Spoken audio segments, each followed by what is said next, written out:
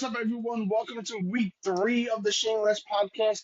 I am Big Lou. I'm here tonight with Vin. We are here with a lot of news this week coming from Port St. Lucie. I know Vinny wants to give his take on what is going on. Before we get started on the topics, Vin, anything going on? What's happening? Uh, well, obviously everybody knows Soto's first at bat. So I'll start off on some. I'll start off with that. The positive news. Sproat looks good. I'm hoping with the injuries now. We'll get into the injuries later, but I'm hoping that they really give him a shot. I mean, the main thing out of spring so far, in my opinion, has been Soto. We're seeing him, for the first time at taking at bats in a Mets uniform, and it's crazy. It's like still surreal, even seeing him now.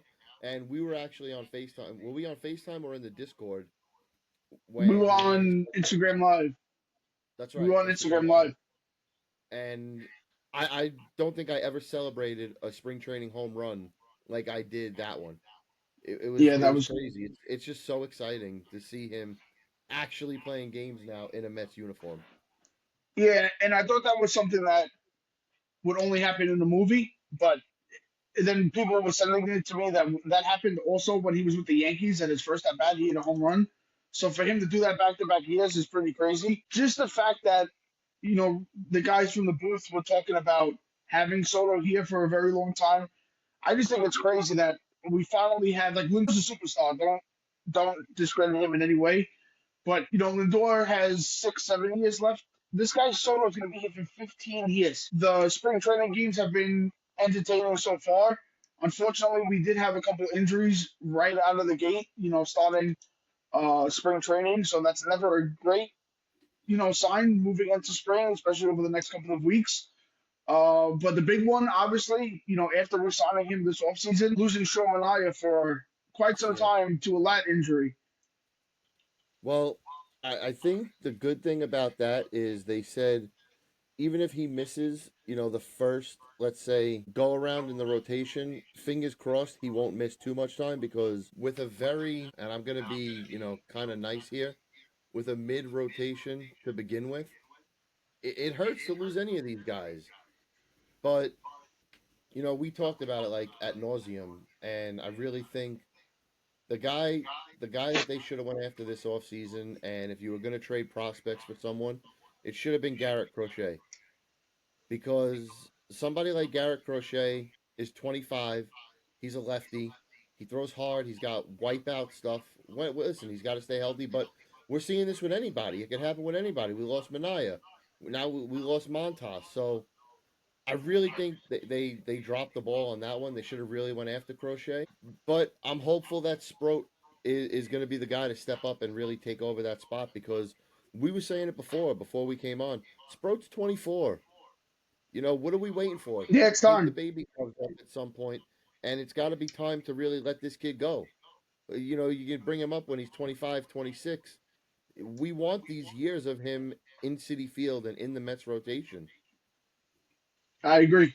And with these injuries happening, it's going to be interesting to see how the film pivots from here. Are they going to address these holes now from the outside with via a trade or somebody that's still out there, like a Jose Quintana, or will they I don't give? want to. I agree. I agree. I want them to give Sprout a shot. So I'm hoping that they're able to give him that opportunity. I think we talked about it the last episode. I think that he was going to have opportunities now. I think he's going to have even more opportunities with Minaya going down. So I definitely see Sprout getting starts here or early and often down in Port St. Lucie. They got it because, like I said, at what point do you let this kid really just go? He's 24 years old, man. We're talking about Garrett Crochet, like, and I'm just using him for the example because I know I said his name a bunch of times within the last 2 days. I'm using him as the example because he was kind of like that top end guy that did get moved this offseason. But you look at him and he's 25. Sproat's 24. And I think this is Crochet's what, third or fourth year in the majors? You got to Yeah, let these kids come up at some point, and I just feel like they have these prospects and they're not doing anything with them. right. You got to either let them play or you got to move them for pieces that are going to be here that you could build around because Well, we have the holes now. I these mean, guys, before any of the injuries started or any of the injuries came to fruition, you know, it was tough to see where a guy like an Acuna would play or a Spirit would pitch. right? But just the first couple of days in spring training, you're going to see how valuable these kids are moving throughout March and into early April because of how fast things can change in terms of healthiness and injuries. I agree with you, Vin. I think Sproat should have every opportunity to be that fifth, sixth starter because of his age. If he was 21 and he was right out of college and we wanted to give him time to, see AAA hitting or AA hitting, fine. But he's been there. I mean, I just don't see them. I don't see Stearns giving up prospects this late in an offseason to fill a hole in a rotation spot. I think that he goes to the young kid.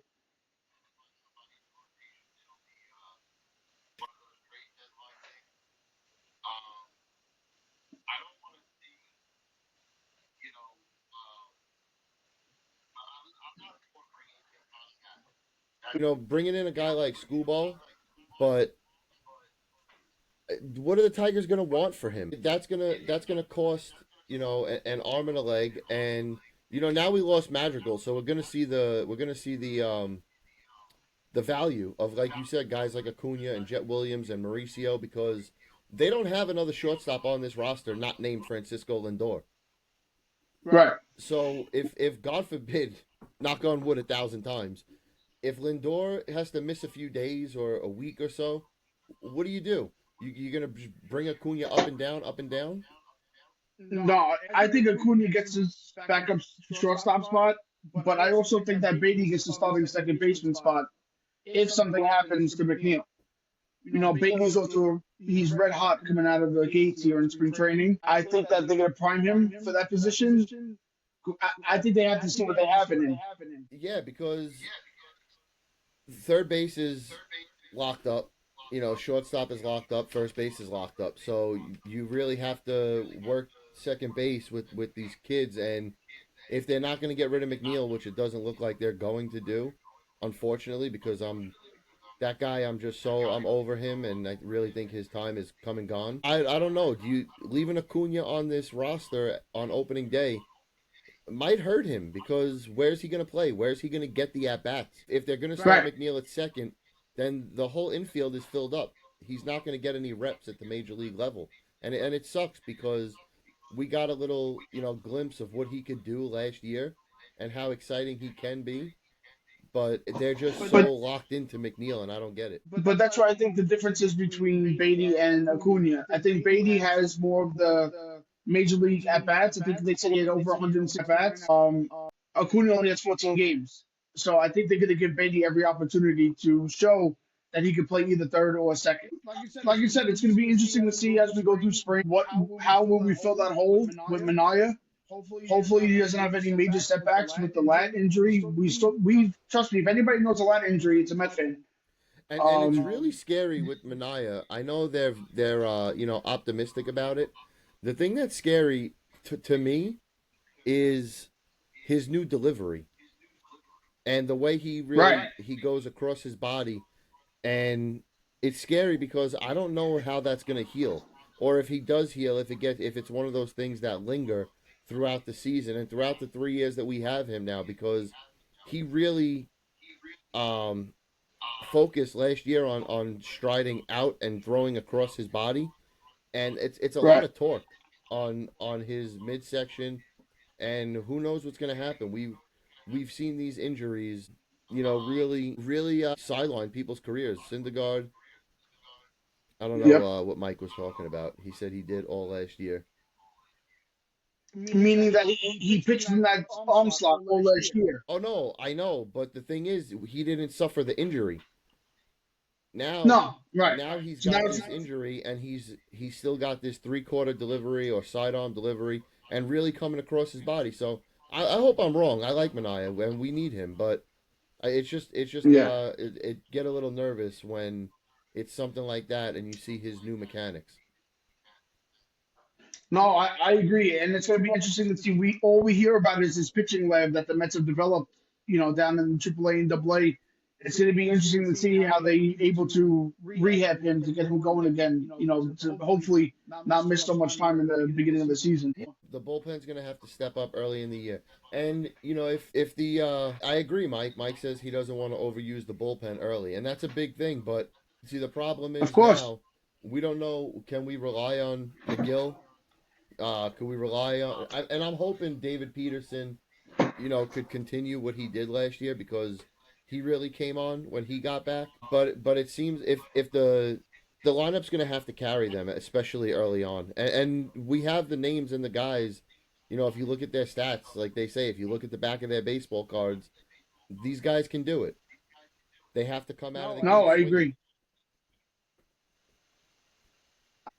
But switching from the negatives and injuries to the pros of so far the first couple of games, we already touched on it. Beatty coming out red hot. Beatty showing that he could definitely hit AAA pitching. Um, we have to see that the major league level, of course. Acuna had a nice day today. Is there anything in specific or any one player? You know who was impressive? Ken. A guy that we just highlighted, I think last week, Nick Morabito. He Yeah. looked good. That kid's got crazy speed, and he's an exciting player. You know How who? about You know how who? about the kid we saw I down know in we're trying Brooklyn? to. What? Yeah, we did see, and we didn't even know it at the time. No, no, no. I'm talking Who's somebody else we saw? Juan. Yeah, Simon Wan. That kid. That kid hit a moonshot the other day. Yeah, yeah. They have a lot of young kids that are. But this is what I mean. It's at like so many levels that you have to really like laser in on the guys that you want to keep and the guys that you want to move because there's just not enough spots for them. And it's unfortunate Right. because we finally have these kids that are exciting and we want to see, but it's a good problem to have, and you're going to have to move eventually some of these guys for more major league talent. Another Yeah. positive, I like seeing Alonso hit the ball on the line, not just swinging Yeah. for the fences. He hit a big 2-run double and using gap to gap. I think that's going to be big for him. He's got to get back to hitting the ball in the gaps and not just trying to hit the ball 500 feet. Because Alonso's the type of guy that could miss a ball and not really square it up and hit it out. So he doesn't have Right. to go up there and try to hit home runs. The home runs are going to come for Pete. But I agree. there's Yeah. there's been some he hasn't really shown us yet, but it's exciting to see Mauricio getting work in. There was a video the other day of Sproat facing these guys, facing Alonso, facing Nimmo, and even he looked great. So there is definitely a lot to be excited about too about this season. It was very cool to see Johan Santana in camp again. That was cool. Yeah. I mean, he hasn't been there in a long time. The guy's coaching JV baseball. Johan Santana, He's I coaching didn't his know son that. at JV baseball team. That's pretty cool. Yeah, they were talking about it during the broadcast the other day when they interviewed him. Kind of like Deion Sanders coaching his son in football. I guess. Yeah. Could you That was imagine cool. though showing up to your kid's JV baseball game and Johan is the coach? How many It's wins do you crazy. think the Mets will get this year with Soto? I'm not going to be I said unrealistic. 92. How many? 92. My father said 101. All I right. say That team. if they win, I'll say right around what Lou said, 93, 94. And to be honest, Yeah. it might sound crazy to some people. I don't want. I would almost rather not win the division and keep playing than have that time off Yeah. with the bye. I'd rather Well, run look at right how many through and just keep teams. playing. I mean, besides the Dodgers, but look at all the teams that it affected last year Yeah, having that first round bye. it's crazy, and more often than not, I feel like we do see in multiple sports, not just baseball, they have that time off, and it kills them. Look, going all the way back to Yeah. the early 2000s, there's one World Series that really sticks out in my head. I think because of the randomness of the team that made it and the dominance of the team that they played. But when the Rockies played the Red Sox in the World Series, you remember the Rockies ran off like 15 in a row or something, and then they Yeah. had those 5 or 6 days off, and that was it. It killed everything they had. So I'm Yeah. not comparing us to that Rockies team, but that was always No, one World but yeah. Series or one playoff series that stuck out in my head. That you Mm. have that time off and it kills all your momentum, and then especially at the big league level and NHL, NBA, it's such a momentum thing that you could carry it right through. Yeah. I mean, it definitely plays in all sports. I'm not a fan of the first round buys. Like you said, your body's so trained to go in all year long, and for you to just stop doing things and sitting down and waiting around for sometimes a full week, Yeah, like you said, it kills all momentum. it's tough. I mean, look at. I'll give one example because I'm sure we have some fans in here. The 2007 Giants. They rode Yeah. momentum all the way to beating the 18-0 Patriots. Yeah. Who knows? Maybe we see that from the Mets. Let's hope. Let's hope. Unfortunately, the Patriots in this situation are in the NL, so we'll have to knock them off Yeah. the Dodgers before we get to the Before World we get Series. there. But Right. So, if you guys didn't see on our Instagram this week, Vinny and I had the opportunity to meet the one and only Jose Reyes, one of our favorite players growing up. It was an awesome experience. I just thought it was really cool. One, the place where they held it, the Woodbridge Brewing yeah, it's Company, awesome. and then how organized it was. And it was a very organized event. The crowd was great, and it was just an awesome time. If you want to Shout out check to out our Joe. Instagrams, shout out to Big Joe. Sorry, I wasn't looking at the No, Instagram. he's not in there, but I'm saying shout out to Joe meeting up with us and hanging out. Joe is awesome. I think he was in there. I saw him in there before. I But hope yeah, he is. Joe's a great guy. We met him for the first time out of the group chat. Definitely check out the Instagram videos, guys. We posted a couple highlights and a couple of interviews we did from the event. So it was a really cool night to meet Jose Reyes.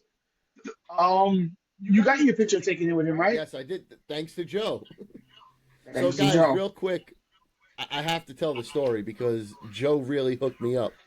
So, as Lou said, we went to Woodbridge Brewing Company to meet Jose Reyes, and we didn't know when we bought the tickets at the time, every individual person had to have a ticket. So, Joe wanted to get a Jose Reyes jersey signed. He couldn't find it. So, he bought a ticket to get a bat signed. Later on, a few days later, he found his jersey, bought another ticket to get the jersey signed. So we meet up with him, and he goes, "Bro, just use my ticket, get the picture, get the bat signed for me, and you'll have the picture." So Joe, I really appreciate that, man. That was really cool, and I can't Yeah, thank that you was enough epic. for that opportunity to meet Jose Reyes. And we interviewed Joe for the first time. Yes, he said he was camera shy, but he handled it like a He champ. killed it. Yeah, he killed it. It was great. All right, Vin. So we talked about Reyes. We talked about Manaya. Do you want to get into the blind ranking? We can. I have it written. I have my five of the category written down right in front of me. Okay. So last week, Lou made me blind rank five Mets pitchers. And I'm going to be honest, Lou, the way I came out of the five, it's going to be tough for you to beat because All my right. list is pretty solid. All All right. right. So I'm going to have Lou blind rank these five Mets first basemen. Okay. Okay. All right. Here All we go. time? I don't know. Okay. It's Okay. just five random Mets first basemen. Sounds good. You could have Keith in there. You could not have Keith in there. We'll see. I have five though. All I right, got ready? you. Number one, Todd Zeal. Four. Okay, four. Number Yeah. two, Mo Vaughn.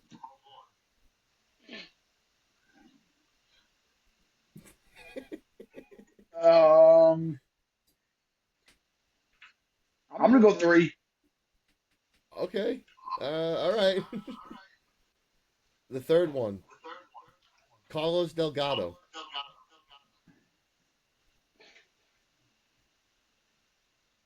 I'm going one. All right. Okay. That's a very good choice. So what do you have? Two and five left. Two and five. All right, John Olerud.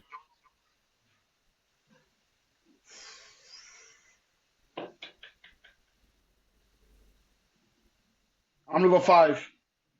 Okay, so your number two is going to be Lucas Duda. I don't mind it. Okay. All right. So what'd you have? You had Delgado, Duda. Did you say Mo Vaughn? Three. Move on. Todd Zeal, right? And Yeah, John Olerud. and John. Yeah, the only ones I would have switched. I would have switched. I would have switched Zeal with Move on. I Okay. would have switched to 3-4. All right. I wasn't a big Olerud guy. Really? What was that? I don't know. I didn't hear anything. That was actually pretty good. That was pretty solid. I wanted to stay away from Pete and Keith Yeah, that's fine. because No, I Delgado was a beast. He would be my number one regardless. Dude, I'm surprised you didn't put Keith Hernandez on there, but you know how I feel about Keith Hernandez. I should have. You're right. I dropped the Yeah, ball on that one. That's that's on why I me. was saving that five. That's why I was saving the five spot. Yeah, I messed that one up. That was the guy with the zeal of approval. Remember that guy who had the autograph? Yeah. Um. That was hysterical. So we never really talked about it. Now, like we're doing the blind rankings and everything, we Yeah. never talked about if you had to give me your top five Mets of all time. Not like statistic wise or like No, Mike Piazza, just David Wright. favorite players. If you had to pick your top five, oh my God! If you told my father what you thought of Keith, he may never talk to We'll me again. talk. We'll talk about it in the backyard this summer. So if you had to give me your top five Mets, like your favorite Mets, I know Pedro's gonna be in there, but who would Yeah, your top five be? I'm gonna write it down too. We're gonna go Piazza one. Okay. We're gonna go Lindor two. Wow. Okay. I'm going right three. Okay. Reyes four. Pedro five. Wow. You put Pedro in the list over Degrom. Yeah, Okay. yeah. No, that's a good Pedro, list. because Pedro's an all-time favorite for me. I think Pedro's the best pitcher of all time. No, I get it, and I mean, when the Mets signed Pedro, I feel like that was at that time it was like the turning the corner of the Mets are a real destination now because they had him through Yeah. '05 and then were able to really make that leap in '06. Unfortunately, they didn't win, but Pedro I feel like was that first big stepping stone at that time. 100%. If I had to keep going, uh, close fifth, almost fifth would be Beltran. Beltran, listen, I He just missed it for me. unfortunately he struck out in '06, but I mean he Yeah. was so good. I still think okay, hold on, because now I have to rephrase this because it just came in my it just came to me. He's gonna be our second biggest free agent signing of all time. So now here's my question, right? You questioned me why that I left the Grom off the list, and then you said then Beltran six. Is Beltran striking out a bigger reason to move him down the list than DeGrom leaving the Mets, not wanting to be here? They No, both had major accomplishments. no, I think so. Beltron striking out. I think there's so many more factors to that's like actually on the field to handling the situation of how Degrom kind of. It still to this day Even feels like he stabbed us in the back. right, so that's what I'm saying. So who would you put first? I would Beltran or listen. I DeGrom? when Degrom was here, I loved him. I was obsessed with watching him pitch. Now Of course. I have I honestly feel like I have no emotional attachment to Degrom because if the negotiations would have went different, if he would have got an offer from Texas and we would have not matched the offer or came in a little lower than the offer, okay, listen, you leave, you leave. But to do what he did to us after all the support the Mets fans showed him and the organization showed him, and you can knock the Mets Hmm. organization for a lot, but at that time they really stuck by DeGrom and kept working with him and kept bringing him back and all this, and it was like the first chance he really had, he just turned and ran. So I have no emotional attachment to DeGrom anymore. He's gone. I don't care. I've That's why I put. I That's hope why I I put hope we Pedro never over see him. him pitch a full season again I don't know if he ever because will. what he did to us. So I'll I don't think always he have will. a soft spot for Beltron. I love Yeah. him. He was so good for us. Hmm. Unfortunately, he's just known for that one strikeout. Yeah, and the Mets don't even sniff Game 7 of the NLCS in '06 without him. And No, it's unfortunate, it like wouldn't you even be said, that's close. like his lasting memory as a Met. Right. Unfortunately, I was there. Yeah, I wasn't. Yeah, that was terrible. Right here. I'm trying to think, like, while we're talking about this, I'm trying to think if I had to come up with my top five. I was just about to say, why don't you do your top five? Number one is Mike Piazza. There's, Yeah, I feel like anybody who grew up around our age, I grew it up has to be. absolutely idolizing Mike Piazza. I wore Well, you're not 31. gonna put Rod Swoboda. I, We weren't alive. um, definitely Piazza. And then I don't know about like any specific order, but I have to put Reyes and Wright in there just because of what they meant to the organization. I have to put them in my top five. I'm not sure where, probably five, but I was obsessed with watching this guy play, and he's like I'll still sit down sometimes and watch his highlights.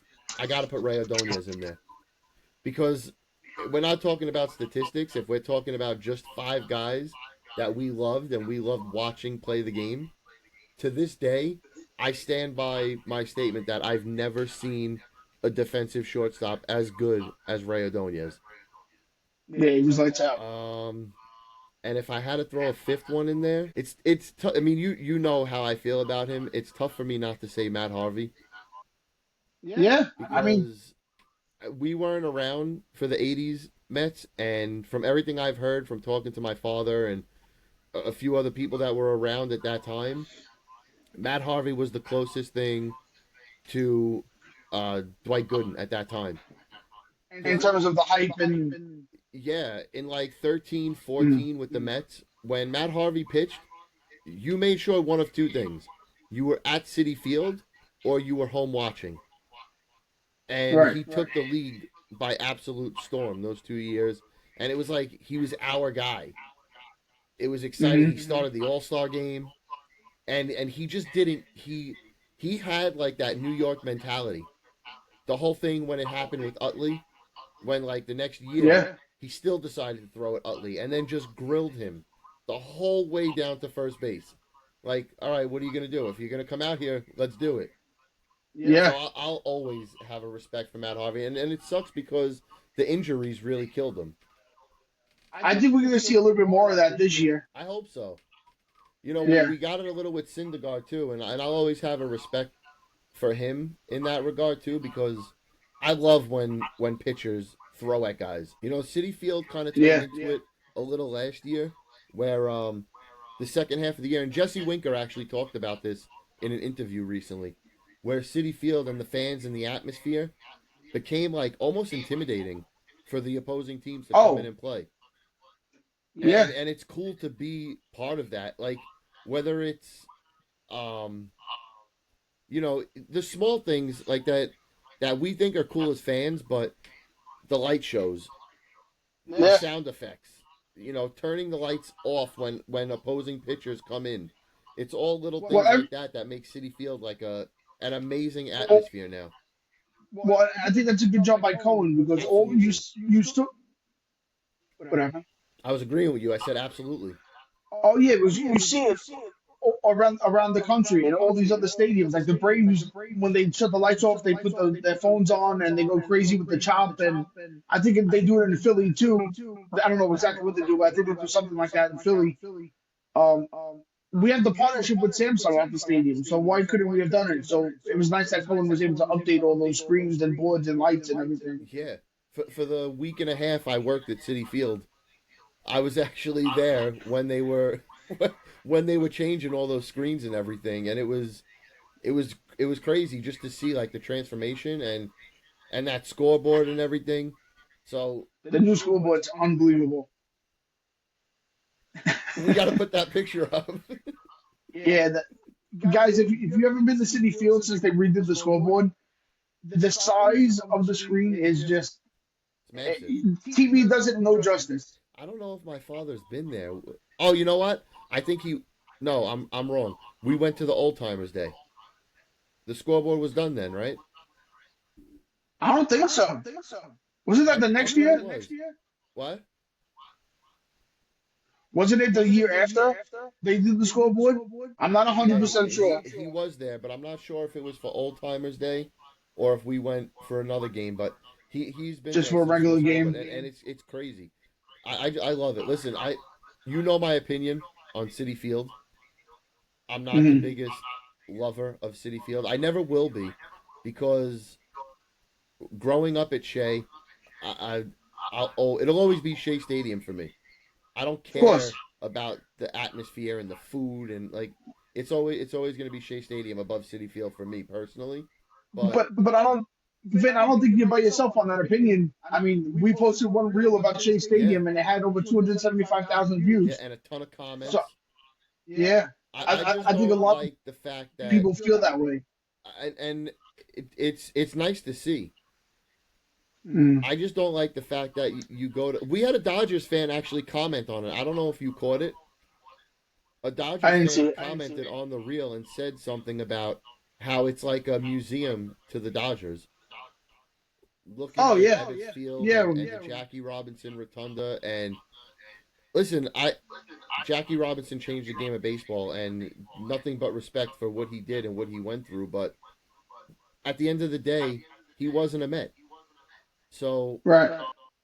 I'm all for retiring his number throughout baseball and putting his number up in the rafters, and every team does it. I'm all for that, but to make the whole rotunda at City Field about Jackie Robinson, I feel like they really missed out on an opportunity where when you walk through the rotunda, especially now, like they extended the whole store, so that Yes. that Mets Hall Right. of Fame is gone. Right. So Yeah, they put it in the back corner of the stadium. right, that rotunda could have been Tom Seaver, Mike Piazza, Dwight Gooden, Darrell, Wright, Reyes, all the guys that have been important throughout this franchise. I could get over the stadium being modeled after Ebbets Field because of the ties with New York and all that, but the rotunda really should have been like predicated to the Mets. So Vin, we're at the 42-minute mark. The last thing I wanted to do before we wrap it up.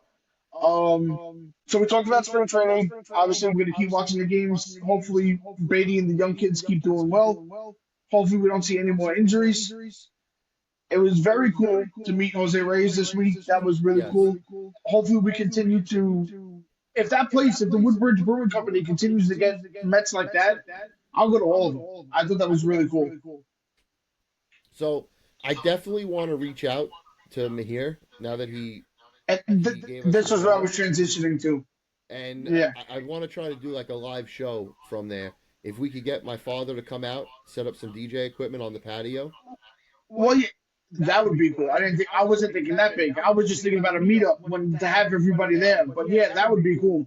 Maybe we could do like a 45, 50-minute show. We could have guys come on. We could set up the cameras and everything.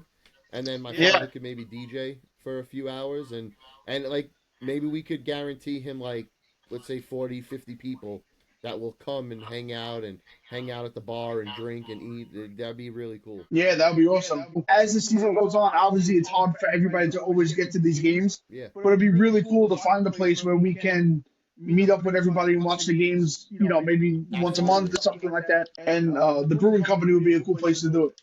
Definitely. Next time we go, I definitely want Alyssa to come with us. She would love Yeah, it there. And also, I wanted to say, for whoever's in the chat right now, we're definitely going to be at the Saturday game, right? 100%. Okay, so guys, the second game of the homestand, the second game of the season, Lou and I will be there, and I know Joe will be there. Joe I think already it's said it. I think I think it's Saturday the 5th. Yeah, I think it's Saturday the 5th. So Mm. Sinropa, I want. I'm not 100%, but I think Marcos will be there. James will obviously be there. Mike will be James there. will be there. Mike will be there. So I want to try to get a bunch of people, and we'll get there early, Lou. We'll pick out a spot in the We're parking always lot. We'll tailgate. we're always there early. All right, No, I'm jeez. kidding. Uh, No, but but no, it's definitely something I'm looking forward to. Like as we keep growing. yeah, we definitely have to have the meetups. It was great to meet Joe. It'll be great to meet even more people. And of course, City Field's always a good time. And if there's people in here now that aren't in the Discord, um, just send me a DM. I'll get you the link for the Discord because we saw it the first game, Lou, right? The first spring training game when we were on the voice channel. Yeah, it was awesome. It was a really good time, and you could literally hop in and out, which is great. There's a big Except if moment you in have the my game. You cell hop phone. in. What happened? If you have my cell phone, it'll swipe out and you leave forever. Mike was in there for about 2 seconds and left. Yeah, he didn't say a word. But all right, so we're trying out a new software tonight, guys. So give us some time to post this episode onto YouTube. We're gonna mess with it. We're gonna see what goes on with the sound and everything. But thank you so much for tuning in to episode 3 of the Shea Less podcast. I am Big Lou. That is Vin. We will see you guys next week for episode 4. And continue to support the pages, both YouTube and Instagram. Make sure you like and subscribe, and we will talk to you guys soon. Have a good night, guys.